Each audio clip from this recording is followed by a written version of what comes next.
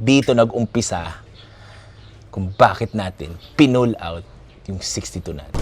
Ang sabi nga ng kaibigan natin, if ain't broke, don't fix.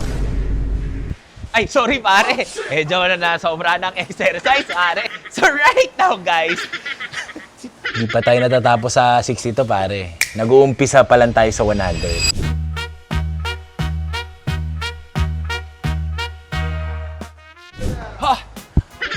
So right now guys, nandito tayo ngayon sa Mad Monkey na. Dumating na rin yung LC100 natin na pinaayos sa Manila. Inayos yung transmission, inayos yung salamin, basta may mga inayos na mga support, ganyan. So ngayon, in-engine detail na natin siya. Sabi ko nga sa inyo, kaya naman natin ang shop natin yan. Pangalawa, medyo check natin yung preno kasi medyo dumudulas na ang preno. Check natin yan, yung axle, pa-check natin yung axle. Papalinis natin yung throttle body niya. So, medyo konti na lang para dito sa kotse na to. Suspension, itotono lang natin ng konti kasi medyo matagtag. And guys, wait lang. Pupuntahan natin yung LC100 natin kung ano ba ang naging sira. Tara, samahan nyo kami. Punta tayo sa kabilang shop. Let's go. Saan galing yan? Diyan ay ito yung nabuksan namin. Nakita nga ng tao mo to noon eh. Computer box yan? Itong computer box. So, ito sira? Ito kasi may connection diyan eh wala siyang kan eh. Wala siya.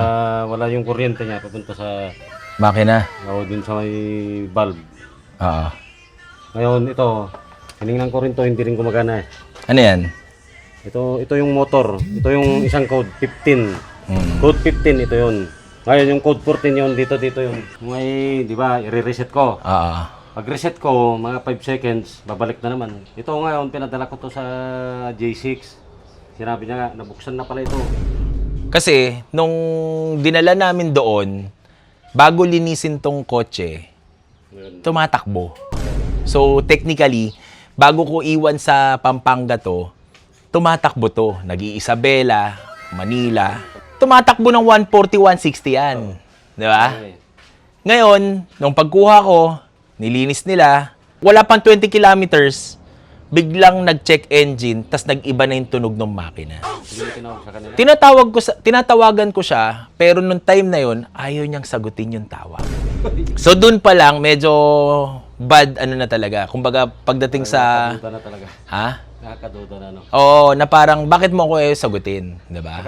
Sabi niya, message na lang. Kulay, ewan ko ha. Bilib naman ako sa'yo, Mr. Sinira ang kotse natin. Di pa tayo natatapos sa 62, pare. Nag-uumpisa pa lang tayo sa 100. Dito nag-umpisa ang lahat.